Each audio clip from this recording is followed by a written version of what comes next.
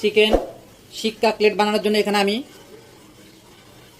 2 piece বুকের মাংস নিছি হাড় ছাড়া। এই যে ভালো করে ধুয়ে পানিটা ধরাই নিছি।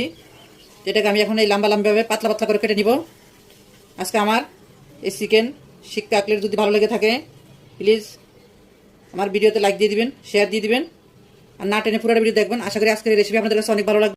এভাবে করে কেটে নিব। এই যে চিকন করে পাতলা করে কাটবো, এভাবে করে একদম পাতলা পাতলা করে কাটতে হবে লম্বা করে।